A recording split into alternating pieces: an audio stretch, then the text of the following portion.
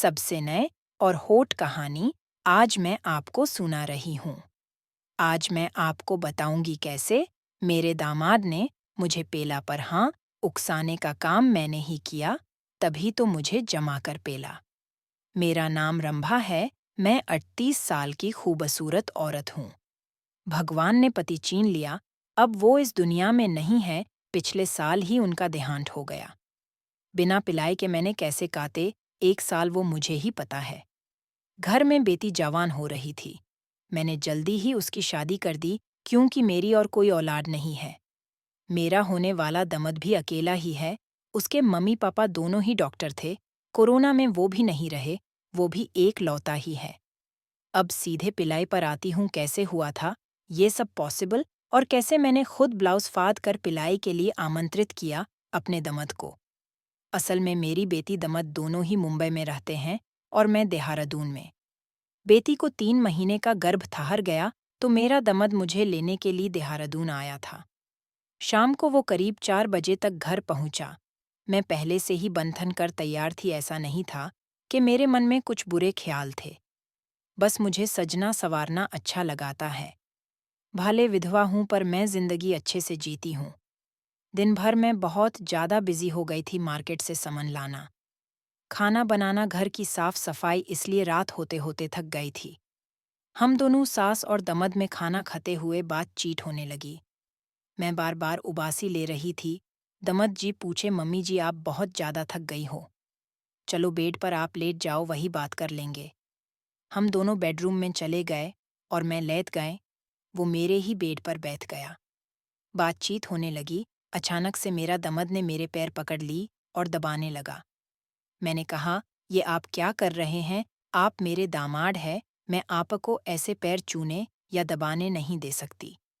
दमद जी बोले, अगर आप मेरी सगी माँ होती तो क्या आप पैर दबाने नहीं देते। आप बहुत थक गई है और मेरा फर्ज बनता है आपके पैर दबा दूं। और वो जबरदस्ती मेरी साड़ी को घुटनों के ऊपर कर दिया और वही कोकोनट का ऑयल था, अपने हाथ में लेकर मेरे पैरों में लगाने लगा और हौले हौले से दबाने लगा। मुझे बहुत आराम मिलने लगा था। मैं मन ही मन सोच रही थी, काश एक बेटा होता तो शायद वो भी ऐसे ही करता। ये सोचते हुए मैं खो गई थी। तभी दमद जी ने मुझे हिलाते हुए कहा, क्या सोच रही हो मम्मी जी। मैंने कहा, मैं ये सोच रही थी। तो उन्होंने कहा, आज से आप मुझे अपना बेटा मानिए। आप वो सब रिश्ते मुझ में पा सकाती हैं जिस रिश्ते की आपको जरूरत हो। मैंने कहा, ठीक है, वक्त आएगा तो वो भी ढूंढ लेंगे, और मुस्कुरा दी।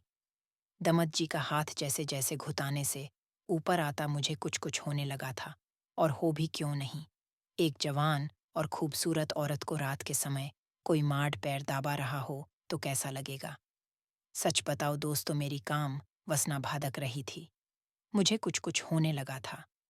शायद मुझे ही नहीं बल्कि दमद जी को भी कुछ कुछ होने लगा था, क्योंकि उन्होंने मेरी साड़ी को और ऊपर सरका दिया था और जांघों को मसालने में उसकी रुचि बढ़ रही थी।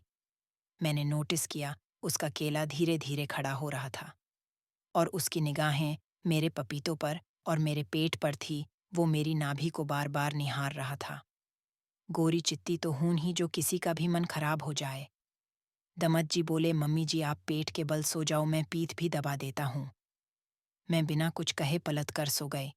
अब पिछवाड़ा और पूरी पीठ उसके सामने थी। वो पीठ दबाना शुरू किया। मेरी गुफा गीली होने लग। धीरे धीरे वो पिछवाड़े को भी दबाने लगा। अचानक से मेरा हाथ उसके केले से टकरा गया, जो काफी मोटा केला था। जैसे ही मैंने उसके केले को छुआ वो सकपका गया। बोला, अब छोड़ देता हूँ, शायद आपको आराम हो गया होगा। मैंने कहा, नहीं हुआ, अभी आराम, अभी और दाबा दीजिए। ऐसा लगा उनको मेरी बातों से जैसे कि मैंने लाइसेंस दे दिया हो, और वो मेरी पीठ पिछवाड़ा और जांघ को दबाने लगा। ओ आह, क्या बताओ दोस्तों, मैं पिलने के लिए तैयार थी। मैं सीधे हो गई और नशीली आंखों से दिखाने लगी। मेरा दमद तकतकी लगा कर देखने लगा। मैंने कहा, सरी ऊपर कर दो, और उसने सरी ऊपर कर दी। मेरी गुफा गीली हो गई थी। उसी दिन मैंने अपनी गुफा के बाल हाथे थे। गुफा देखकर वो पागल सा हो गया। वो तुरंत ही दोनों टांगों के बीच बैठ गया और मेरी गुफा के दरवाजों को दोनों हाथों से चीर कर अंदर देखने लगा। बोला, अंदर लाल लाल है, ऐसा लग रहा है आप कभी पिलवाए ही नहीं हो। आपकी गुफा काफी टाइट है। मैंने कहा, फिर आज पेल दो मुझे। उसने तुरंत ही अपनी उंगली मेरी गुफा में घुसा दी और अंदर बाहर करने लगा। मेरे प्यूर शरीर में सिहारन होने लगी। मैंने अपने दोनों पैर फैला दिए। वो मेरी गुफा को चाटने लगा। मेरी गुफा गर्म हो चुकी थी। मुझे मोटा केला चाहिए था उसमें, पर वो चाटे जा रहा था। मैंने कहा, पेल दो मुझे बिना देर किए।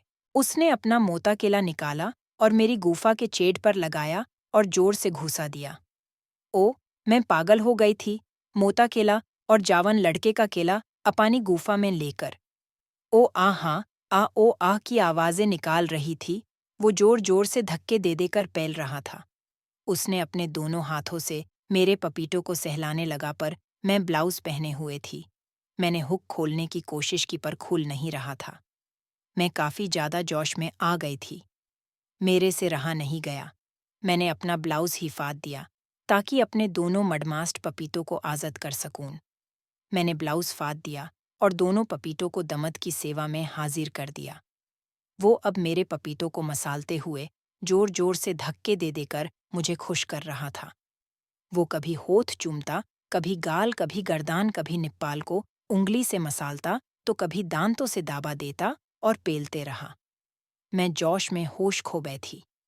मैं अपाने दमद को अपने पैरों से और हाथों से जकड़ लिया और कहने लगी, पेल दो, खुश कर दो मुझे।